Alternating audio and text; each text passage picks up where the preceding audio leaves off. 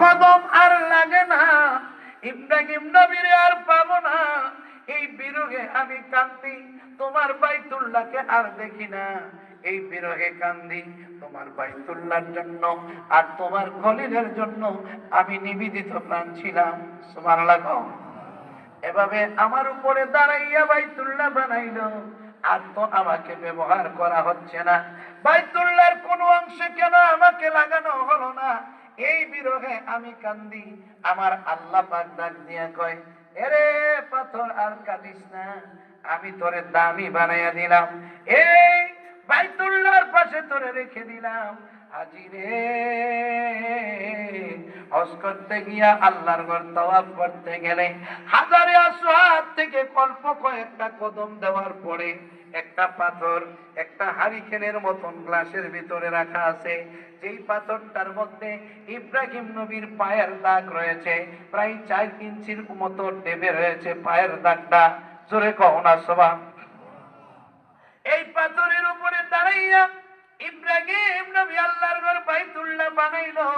পাথরকে আমার আল্লাহ কয়, আমার পাথর রে, আমার বাইতুল্লাহর প্রেমে বিরহে কান্দস, আমার বন্ধু ইব্রাহিমের কদমের নিচে থাকার কারণে কান্দস, আমি তোরে দামি বানাইয়া দিলাম। আল্লাহ আমার ঘরের বাইতুল্লাহর সামনে রাখিয়া দিলাম। আমার হজের হাজিরা, হাজী সাহেবরা যতবার তোর দিকে তাকাইয়া দোয়া করবে, এই দোয়াটা আমি আল্লাহ কবুল করব। একটা পাথর যদি আল্লাহর বাইতুল্লাহর খেদমত করার কারণে এত দামি হয়, আজকে খেয়াল করো বন্ধু, যারা নিজ হাতে মসজিদ বানাবে আর যারা মসজিদের খেদমত করবে, মসজিদে যারা ঝাড়ু দিবে, মসজিদে যারা বাতি লাগাবে, মসজিদের খেদমতে যারা নিবেদিত প্রাণ হবে, আল্লাহর নবী বলেন তারা এই পাথরটার চাইতে বেশি দামি হইয়া যাইবে।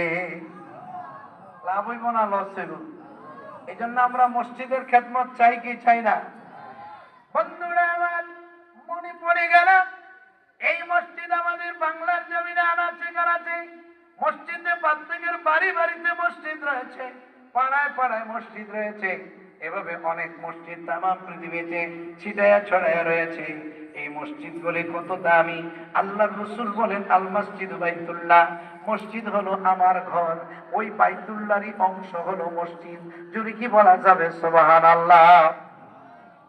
এবার জিজ্ঞাসা হলো, হুজুর বাইতুল্লাহর অংশ হলো কিভাবে? ওই যে বলেছিলাম, আল্লাহ বলতেছে, ইব্রাহিম তুমি আমার ঘর বানাও। সুবহানাল্লাহ। ইব্রাহিম নবী ঘর বানাচ্ছে, বানাইতে বানাইতে ঘরের কাজ কমপ্লিট হয়ে গেছে। আমার প্রিয় বন্ধুরা,